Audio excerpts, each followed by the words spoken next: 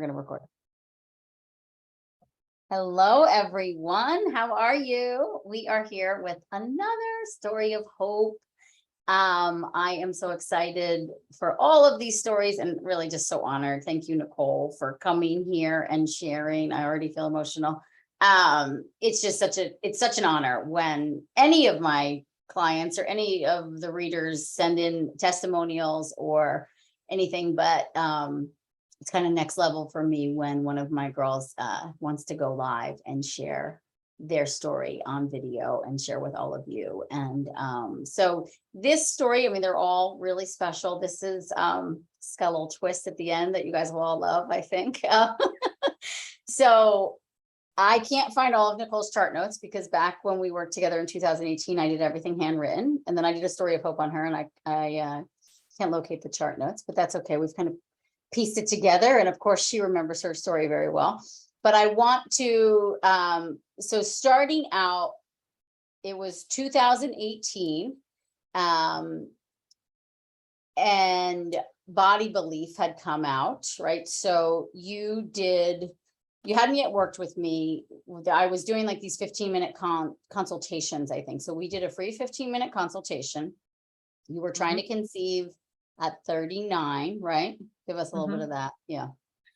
Yeah, so I had 3 children previously in my 20s to my first husband, and then I met my now husband, and he decided, the love of her life. Yes, and he decided that he would like another child.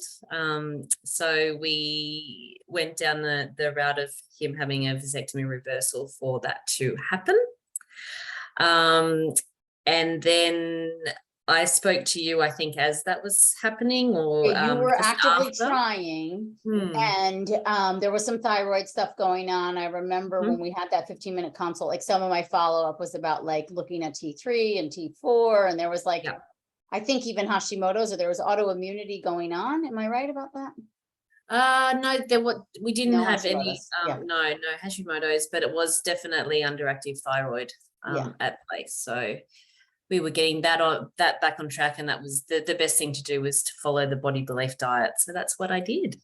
Yeah. So at the time, Body Belief had just come out, and we did our first ever, what's now called the fertility reboot, but back then it was called Reboot and Rewire. And you did that.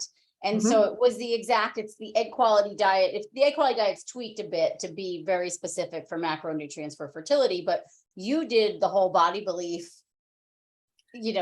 elimination plan, right? The elimination diet, and re-added everything back in to get yourself in like the best shape for conceiving. And so then fast forward, you're trying to conceive. And so I get this email from her. She's not yet coaching with me, but we had done this 15-minute consult. And so she sends this email. It's Nicole from Australia. Hopefully you remember me. I know you get tons of emails, but I needed to reach out as I'm very lost and confused and angry right now. We had our last phone consult July 2018. My husband and I have been trying for 13 months now. He had a vasectomy reversal in September 2017, which was successful. I have been following you since reading your book, Yes, You Can Get Pregnant, and have been in the heartbreaking journey of trying to conceive naturally ever since. However, my husband finally got around to doing his 12-month semen test last week. It's been 12 months since the last one, and it isn't good news. It seems only one side of the reversal has been successful, despite giving us hope that the semen sample taken 3 months post-op with normal levels. So in short, the doctor has advised, sorry, my screen's doing something funny. What was going on here? So in short, the doctor has advised that our only option at this point is IVF with L.Ac. I'm devastated and certainly was not expecting this news. I feel a little robbed that I put so much effort and time in the last 13 months to totally overhaul my life. I beat myself up month after month when it wasn't happening, and it wasn't going to happen anyway. So we were booked in to see a fertility specialist in 2 weeks' time, and it looks like we're having to embark on the IVF journey. I'm scared. I'm so upset, as this is not what I wanted at all. However, I'm trying to focus on the positive. My body's in a very fertile state. Past 13 months have not been for nothing. We have been preparing for this to ensure IVF actually works for us. I just wish my heart would listen. I've just started the Purify phase, which is phase 2 for all of you guys reading Egg Quality Diet in your reboot group. I started a bit later than the rest, but I hope I get some acceptance throughout this process and can feel positive about IVF with ICSI. Is there anything you can assist with in regards to preparing for IVF? It doesn't look like we have any other options, so I need to start researching this and try to understand how to best prepare myself. So that was January 30th, 2019. Wow. And so then we decided to coach together, right? So I think you do, back then I was still doing 2 packs. I think you did 2 sessions with me. And I'll let you kind of tell the story from here. So how the IVF goes down. So I don't remember the exact months that we did the egg retrieval. The first one. I can probably find it in my emails. Yeah. So we went with a local IVF doctor who had a very aggressive protocol, which I didn't realize at the time. You did.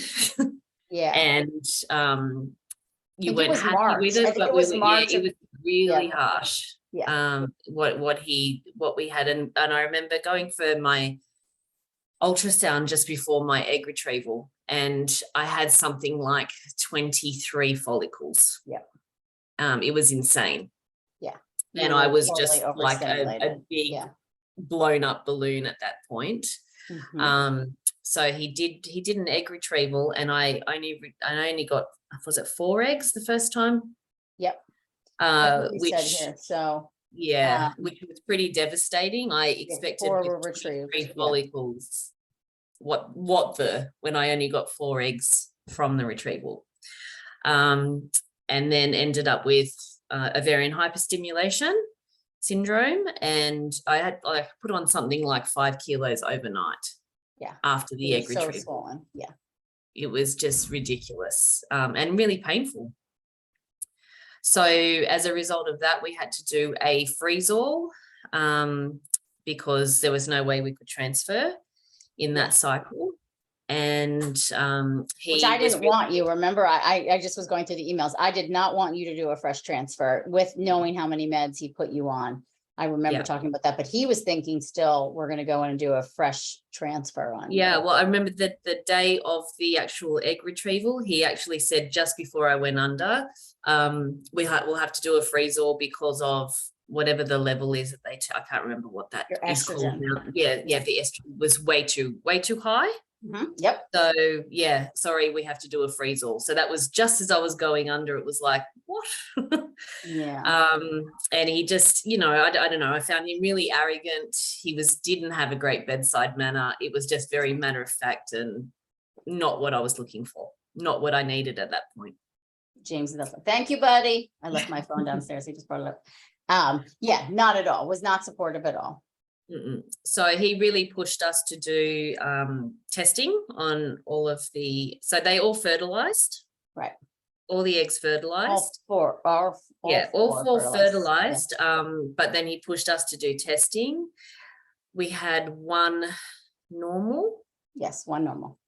And the rest were abnormal. And 1 was so 3 were abnormal. We only got 1 egg out of that. Well, 1 embryo, sorry. 1 embryo. 1 embryo. That, so we got 4 retrieved, all 4 fertilized. We, I think, sent 4 off for testing. 1 came back normal. Yeah. So the following cycle, we transferred that one, but on transfer day, that embryo did not thaw properly, but they said it had thawed. It was good enough to transfer. So it wasn't positive experience at all. And it was crushing too. It was just devastating because it was just it wasn't a good IVF experience. And it was like, how do people do this for years and years and years? So then my husband convinced me to do a 2nd cycle, and that was it. I didn't want to do anything more after that. We investigated doctors a little bit more. Right. And I made the switch to a 2nd doctor who, funnily enough, in our appointment, I found out he actually trained the first doctor I went to. I don't remember that. Wow. Yeah. So it was like I kind of got it mixed up. I went with the student, not with the professor. Yeah. So he had a different approach altogether. He specialized in over 40s. So he didn't have an aggressive protocol. And the whole experience was so much nicer. Like night and day. It was just, a totally different thing. And yeah, I could have done more cycles with him because it was just an easier process. So that one, it was a gentler, less aggressive approach. You got 6 and 5 fertilized. Yeah. We didn't test. He didn't want me to test. He wanted to do a double transfer. Which means and to transfer he did do too. that. Double transfer day 2. And then as a result, we have baby Harry. That's right, baby Harry. And so that was, you were 40 at that point, correct? I was older than that. Because Harry was born March 2020 and you were... I was 42. Yeah. 42. How old are you now? I'm about to turn 45. Yeah. Oh, okay. So you're 42 when you give birth to Harry. Untested embryos that she collected at 41. So I think that's all good to know too, of like 39 into 40, you did make one genetically normal, but out of a cycle like that, I think we know so much more now too, in the sense, even these last couple of years, that too many meds really compromise the quality as well. So I think that whole environment, to even just get one was great, but then the whole thing was crappy, the thaw, all the things. And so then we get pregnant with Harry. You have Harry. And so I'm going to just go through and we have more to share with you guys. Of course we do. So these are all updates and egg retrievals. I'm going through our like 136 emails. And so this is still in the first one. And then, yeah, let me just fast forward here because we'll go. Okay, so then this is now I'm looking at emails when we decide we're going to switch doctors and we're starting our next transfer. And then we had to do in castor oil packs. I see that in here. Of course, she's still on the body belief, anti-inflammatory diet. I just remember too, like you just felt so much better on that diet, right? That was like such a big shift for you. Yeah, here's cutting out gluten. I was cutting out gluten was definitely a big thing for me and something that I live by still today because it just makes me feel so awful. And this is what you wrote to me, June 30th, 2019. I've been quiet, but just gearing up for the next round. Been taking all my supplements, exercising 5 times a week, watching my diet, enjoying nourishing food, still gluten, soy, and mostly dairy free. I have occasional cheese. I feel really healthy and fit, even though I have not lost much weight. Just wants to hang on there and won't budge. However, I'm not stressing about it. I can't do anything more than I'm doing right now. Started acupuncture. And I will go once weekly when next round starts in 2 weeks. You sent me your thyroid information. It looked, TSH was low. I remember I wasn't happy about that. And so I think we adjusted that. And then update on round 2, 6 days into stems. So you did 150 of Menopure, 1 ml of growth hormone, 0 side effects other than a dull headache, which was amazing, like a dramatically different approach. And then you got 6 eggs. And then you have 2 beautiful, you emailed me right after transfer. I have 2 beautiful embryos on board. My body is ready. And more importantly, I am ready. I am relaxed, chilled, and just going to spend the next 2 weeks relaxing as much as possible, laughing, having fun, eating nourishing foods with lots of bone broth. And then I said, enjoy the rides, little one. You're so sweet. And then let's see, it worked. This was your email. Oh my God, Aimee, it worked. We are pregnant. We got our beta results back 13 days from transfer. The levels are good at 150. Whilst in early stages, I'm relishing this moment. I'm still in disbelief. It's been 2 years exactly since we embarked on this trying to conceive journey and have had so many ups and downs. I wanted to say a big thank you to you. Maybe I won't read it all because I'm going to cry, but you read, yes, you can get pregnant in 2017. And I implemented everything immediately. And so So then we went on and you gave birth to Mr. Harry, which also, as a side note, is my dad's name. So it always feels really special. And he's Harry James, her son, and my son is James Harrison, which I think is also really special. And so then we go through that pregnancy. And you said, with each passing week, I allow myself to become more excited. So we're emailing back and forth. And let's see, 11 weeks. And then, let's see, okay. We're going through, let's see, you sent me an anatomy scan picture, a perfectly formed little baby. And then you finally told your older children that night too, and they were so beautifully excited. So then we go on to have Harry. I want to find that email that. So Harry was in a hurry to arrive. Yes, you were And 27 weeks. Harry when you came emailed it. early. Right. Yeah, he came early. So tell us about that. Just went into spontaneous, well, it was a spontaneous rupture of waters and 35 went weeks. into labor. Right. Yeah. Right. So he was born early. His lungs didn't have a chance to develop, and he was in NICU for a little while. But 2 weeks. Yeah, 2 or so weeks. yeah, You told me 2 when weeks. we emailed. Yeah. Yeah. But he's great. You know, you wouldn't even know he's a preemie now. And a COVID hit the week of his birth, so in Australia here. So that was just a totally new experience, having a baby in NICU with COVID. That was crazy. Running rampant everywhere. You know, it was just crazy times. Wow. And, you know, not having any family support was a big thing. You know, my mum didn't meet Harry until he was 6 weeks old. Crazy. So crazy. It's so crazy.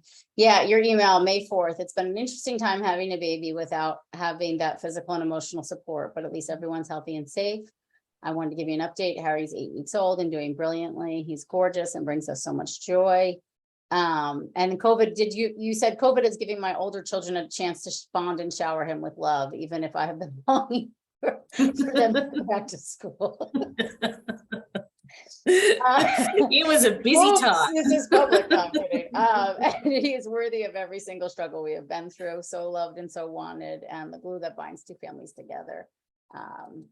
And then I said, so precious, brings tear to my eyes. And then September 24th, 2020. Yeah, you said, I still can't believe he's here with us. I get a little teary thinking about all that we went through. And then so Monday, October 18th, 2021, I get an email, a big hello from Australia. Not a day goes by that I'm not super thankful and ever so grateful for our baby Harry, who is now 19 months old. He brings us all so much laughter and joy and really has glued our family together. We love him so very much. And he wouldn't be here without you. Thank you, Aimee. And whilst we won't be trying for another baby, I still this is the sentence that gets us all. And whilst we won't be trying for another baby, I still follow all the principles of body belief, as this allows me to be the best version of myself and the best mom I can be. So glad I found you and hope to meet you in person one day when we head to New York. Monday, October 28th. And I said, oh, how I love him, and that smile, because she sent a bunch of pictures. What a beautiful email to wake up to. Thank you. Thank you. I said, and then I forwarded it to my team and I said, thank you so much. And then 2 days later, October 21st, 2021, I get another email and it says, so just 2 days after sending you that email, I realized my period was about 2 weeks late. I don't track anymore. So to just rule out, I did a test and then another one because it's freaking positive, and she sends the positive test. I'm in shock. I have no idea how to tell my husband when he gets home from work. I can't stop crying. And I'm so worried because I haven't been taking my supplements or my prenatals, and holy shit, another baby. We were given, and this is really the clincher, guys, though. We were given less than 1% chance of ever conceiving naturally. And also 4 years prior, right? At least, yeah. 4 years prior, she was given this chance at 39, and she's now 43. Right? October No, 2020, yeah, I was about just to- about to turn 44. just about to turn 44. Mhm. We were given a less than 1% chance of ever conceiving naturally. I can clearly remember my OB saying, well, if it happened, you would need to call the baby miracle. What a douchey comment. And I don't know if we have, this is a lot basically, but one thing is certain, there is a little baby growing inside me again. And so I said, oh my God, okay, breathe, talk with your husband, trust, add in the supplements, the prenatal, the liver, the vitamin D, what do you still have at home? So then we kind of went through all that, and then, yeah, it took a little time for it to all sink in, and let's see, scan showed everything was perfect. And we put you back in the new mama group because you had lost access to that. And then I get another email. I'm now 13 weeks. This is really happening. We had our NIPT test and everything came back perfect. We are expecting another little boy. And to be honest, I thought it was a girl, but it's a boy. So it's meant to be. Harry will have a little brother to play cars and trucks with and make lots of mess. After experiencing my 13-year-old girl this morning, maybe I should have looked at some of these emails before I read it. It's been a roller coaster ride, but we're all starting to roll with this. So this coming week, I finally get to announce to our close family and friends and do a gender reveal for our kids who still don't know. I had to send you this photo taken this morning. It's like Harry knows. And it's a picture of her with Harry on her belly and he's holding it. It's so sweet. And it made me cry then, and it's making me cry now. And then the next email, June 6th, welcome, baby. We can say Sam. He was born June 1st. 5 babies, 5 different labors. That's amazing. Thank you, Aimee, for making this possible. I'm 44 and a half years old, and no, he wouldn't be here if I hadn't learned so much from you and your coaching when trying to conceive Harry. To have 2 beautiful, healthy boys in my 40s is truly a blessing. Mm-hmm. I know. I read a lot There of emails. you have it. But that's our love story is via email, So yeah, tell us, that was just such a, right? What the? Well, and didn't even think it was possible, didn't even cross my mind that I could be pregnant, because we were told it wasn't possible. Mhm. And you would think after 4 previous pregnancies, I would know when I'm pregnant, right? Yeah, I But know. no, I thought something's going on, but maybe I'm in menopause. Yeah. So He has to go breastfeed now. he's telling me, I think. Yeah, okay. That's okay. It's time. Yeah. But yes, so it definitely was possible. By the time we had the scan, it was like 8 weeks. There's a little baby's beating heart, and yeah, we now have Samuel. It was a fantastic pregnancy. Yeah, at 44. Like at Amazing. Naturally 44, pregnant. I had nothing in the pregnancy to complain about, to worry about. Every test was perfect. Every ultrasound was perfect. And so And before he's you go, perfect. yeah, he's perfect. Before you go breastfeed, one thing for the girls that are watching that, you were once in their shoes of just that, such deep longing. Anything, I don't know, anything you want to share with them? I think it's just trusting. And you say that all along. I always remember you saying, I'm where I'm supposed to be. Mhm. And it's just trusting that that's all happening, and it will unravel when it's supposed to. And then you get surprises along the way. Yeah, I love that. I love that. Thank you. So just don't give up, because just trust your body. Well, and that's it too. And I think you learned how to best support your body in doing, all the work we did together, if you will, diet and lifestyle wise. And I remember too, after you had Harry, where it was just automatic. You were just going back to that way of living because you felt your best. And so I also think that's a really big message of just do what makes you feel your best, right? Yeah. And look at that. An unexpected pregnancy at 44, after you were told a 1% chance. Uh-huh. Okay. All right. Go be with your baby. Okay. I love you. I thank you for being here so much. Thank you. One day Thank you. we will meet and I'll squeeze We those will. boys. Okay. Okay. Yes. All right. Okay. Bye Bye. bye. Thank you. All right.